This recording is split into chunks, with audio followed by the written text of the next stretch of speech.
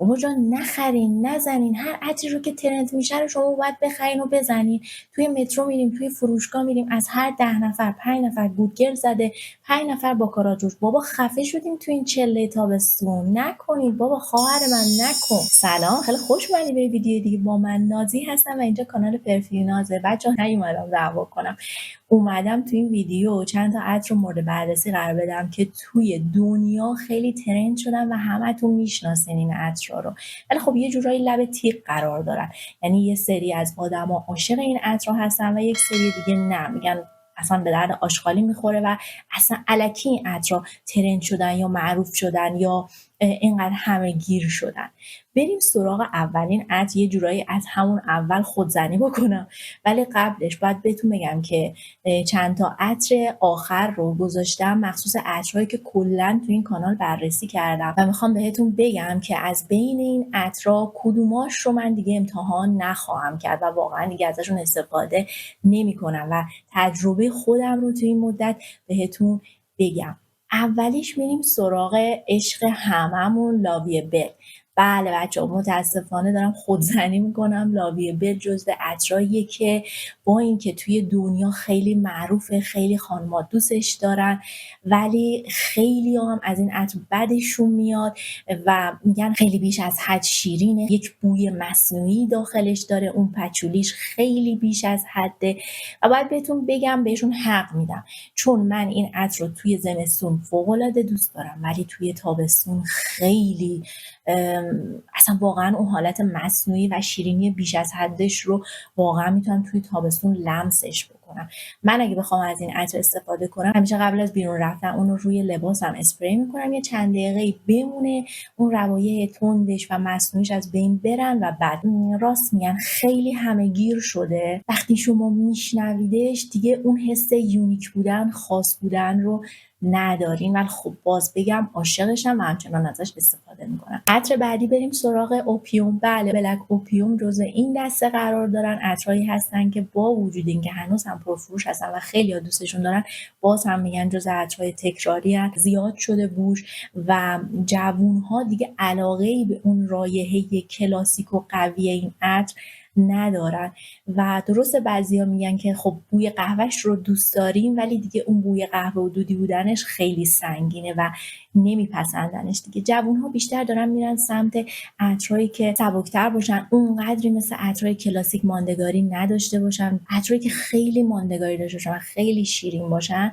از نظر نسل جوون دیگه زیاد جذاب نیستن و عطرایی که یه کوچولو پیچیدگی دارن رو خیلی بیشتر میپسندن. دوتای بعدی یکی گودگرل هستش و یکی باکارات روش. هم اول ویدیو هم گفتم اینها هم عطرایی هستن که خیلی زیاد شدن. شاید باکارات روش اولش یه عطر خاصی بودش، وقتی شما میشنیدین اصلا میگفتین واو چه عطریه، چه خاصه، ولی متاسفانه دیگه الان انقدر زیاد شده، انقدر عطرهای دوپش هست که دیگه کسی سراغ این عطر نمیره. حتی من فکر کنم دوپ زاراشم گرفتم و واقعا فاجعه بود. خودم به شخصه که اصلا دوستش ندارم، به نظرم اصلا قیمتش هم الکی بالاست، ولی خب خیلی طرفدار داره. میریم سراغ ورساچه یه صورتی فوق‌العاده خوشبو و از بس دیگه خوشبوه و همه گیر شده دیگه یه جورایی کسل کننده است. یکی این ورساچه، یکی ورساچه نویر هستش. اینها هم با اینکه عطرهای خوشبویی هستن ولی متاسفانه دیگه بوشون تکراری شده. یه جورایی میشه گفت نوستالژی هم هستن دیگه، یعنی اگه شما این بو رو در واقع روی بدن کسی، لباس کسی احساس بکنید یه جورایی براتون نوستالژی میشه. حالا یه چیزی هستش قبل از اینکه بریم سراغ عطرهای بعدی، چرا یه سری از آدم‌ها یک عطری رو خیلی دوست دارن، یه سری یا نه، از اون بو واقعا حالشون بد میشه؟ اونم برمیگرده به خاطره بویایی که داریم و اون یکی هم ژنتیک بویایی.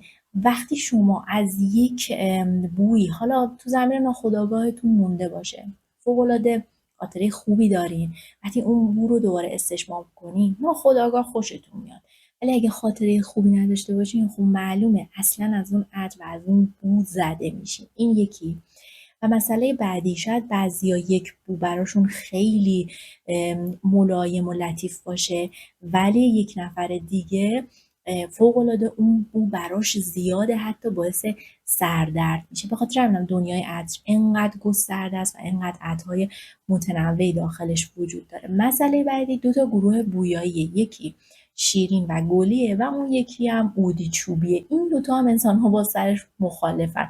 مثلا گروه عودی چوبی رو خیلی ها جزو عطرهای لوکس و لاکچری میدونن، ولی خیلی ها هم اونها رو عطرهای چیپ و ارزونی میدونن و میگن دیگه بوی، حالا من که کلیسا نرفتم ولی معمولا توی معابد یا جاهایی که کلیساست خیلی اینجور چیزا رو، مثل ما که مثلا وقتی یه مکان مذهبی میریم خیلی از گلاب استفاده میشه و شما اگه یه عطری گل رز داشته باشه احساس میکنید اون عطر بوی گلاب میده، دوست نداری. اونها هم در واقع همینن، عطرهایی رو که خاطره بویایی که در واقع از اون عود دارن و از اون بخور دارن، اونها رو یاد این مکان ها میندازه. به خاطر همین از نظرشون خیلی چیپ و ارزون میشه، ولی خب خیلی هم اونها رو عطرهای لوکس و لاکچری میدونن و همینه که از نظر من خیلی جذابه. حالا بذارید قبلش یه خاطره براتون بگم. یه دفعه یه عطر استفاده کرده بودم، خیلی اتفاقا اون عطر رو دوست داشتم و اصلا خاطره بویایی من اصلا یه چیز دیگه بود. یک جایی رفتم که اون شخص برگشت به من گفتش که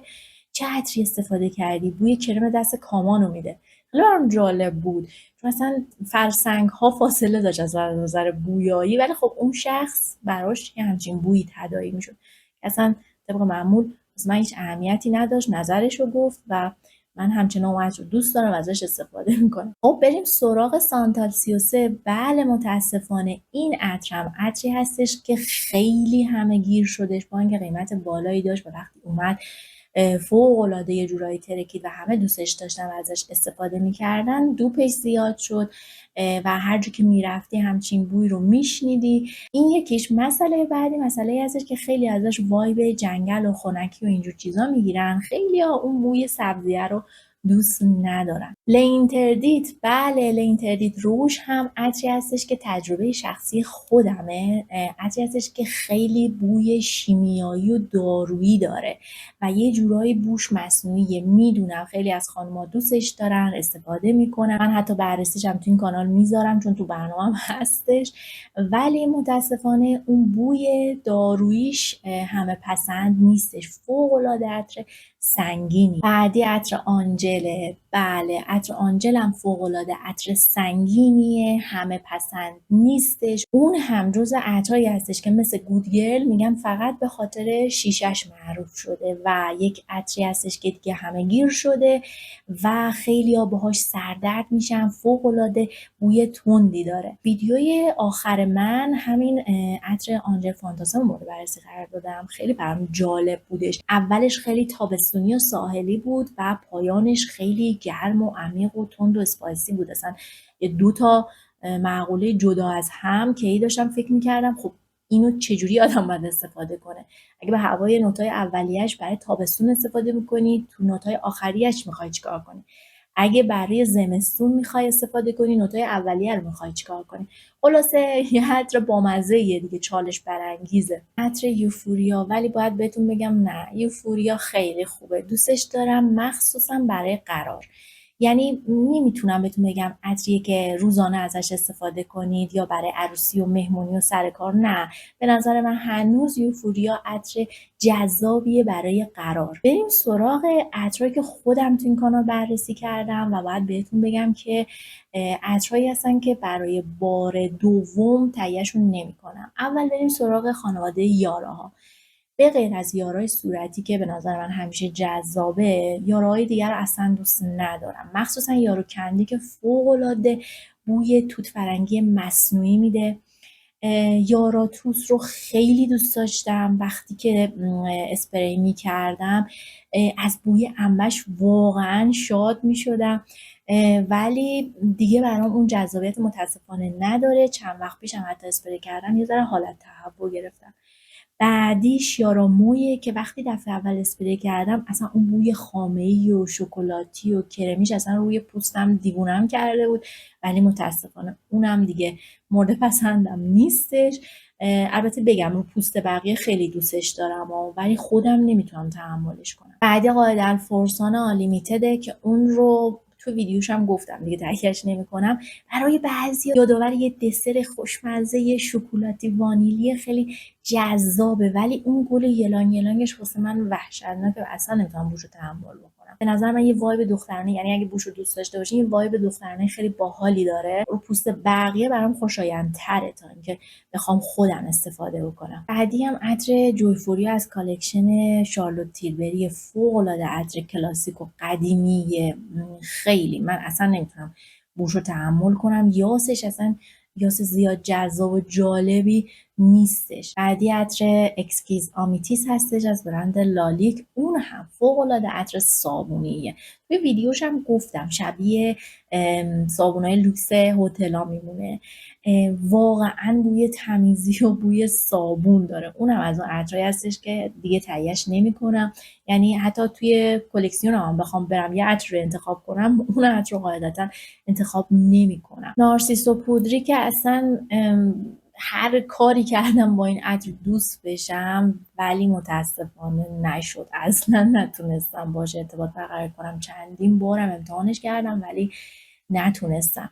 اینها عطرهایی هستش که توی کانال بررسیشون کردم. در مورد عطرهایی هم که دنیا روشون نظر دادن، من نظری ندادم، باید بهتون بگم که عطری رو دوست دارین استفاده کنین و لذت ببرین، ولی اگه میخواین خرید بکنین این عطرها رو جزو لیست خریدتون دیگه قرار ندین و برین یه عطرای جدید رو امتحان بکنید. مخصوصا فلنگرهای جدیدی که از این نسخه ها میان خیلی جذابتر و خوشبوتر هستن. به نظر من این همه عطر متفاوت توی دنیای عطر هست، باید عطرای جدید رو امتحان کرد. خیلی ممنونم که تا انتهای ویدیو همراه من بودین. شاد و خوشبو باشین. خدا نگهدار.